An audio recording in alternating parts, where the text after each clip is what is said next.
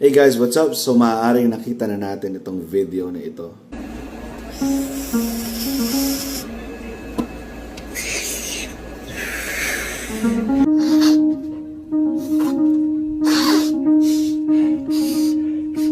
And of course, this video, I will not intentionally defend Alvin, but I will defend the content of this particular video when we watch the whole context of the video. So let's watch the full context.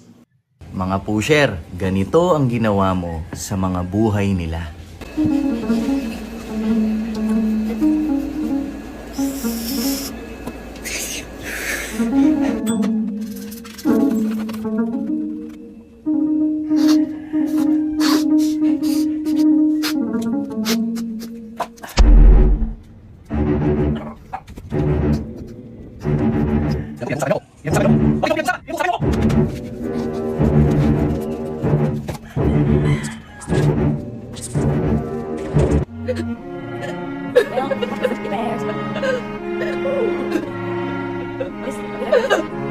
Mga pusher, alam mo ba kung gaano kaligaya ang mga magulang nung una nilang nakita yung sanggol nila pagkalabas sa sinapupunan sa ospital?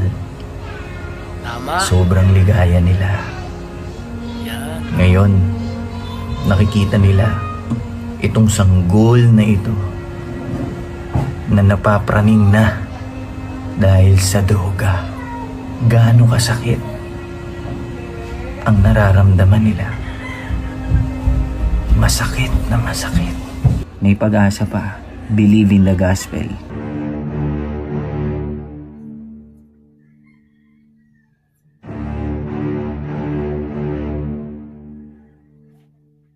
Alright, so ngayong napanood nyo na yung video, in its context, what can you say about it? Pagtatawanan pa rin ba natin si Alvin? Well, for some, siguro. Of course, na hindi pa rin na-gets. And anti-gospel, no?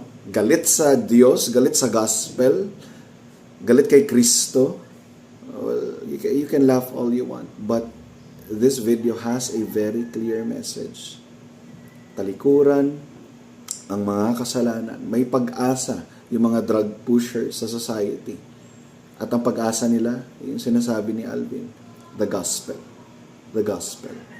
So, doon sa mga tao na ini-splice itong video na ito and take it against Alvin out from its context, no? Shame on you. Mas malala pa kayo kay Alvin. Ang dami-dami ninyong reklamo kay Alvin, nanlilisik ang mata, addict siya dati. You know what? Mas malala pa kayo kay Alvin. Salamat na lang sa Panginoon if it is true na ligtas talaga si Alvin. Granting, no, the truth of it, naligtas talaga si Alvin. Salamat sa blessings ng New Covenant na hindi naaalalahanin ng Diyos ang ating mga kasalanan, past, present, and future. Hindi naaalalahanin ng Panginoon. Tama. We are forgiven if we put Yan. our faith and trust in Christ. The same message na kinonvey ni Alvin doon, may pag-asa. There is hope in Christ. So repent of your sin. Doon sa mga nag-splice ng video na ito, may kapatawaran pa sa inyo if you repent of your sin. Nagre-reklamo tayo sa bagay na ayaw natin kay Alvin. Pero tayo mismo gumagawa ng bagay na yon. Ang tawag dyan? Hypocrisy. Magsisi kayo sa inyong mga kasalanan. You are no better than Alvin.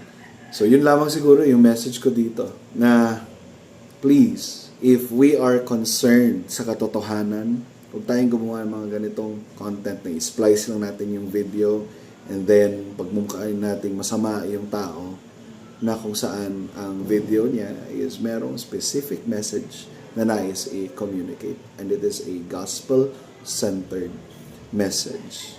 Alisin muna natin yung mga prejudice natin sa tao na ito. Ano ba ang sinasabi ng message sa video na ito? Let's be objective. Let's be objective. So, yun lamang. And maraming salamat sa inyong panonood, pakikinig. May we always think God's thoughts after Him.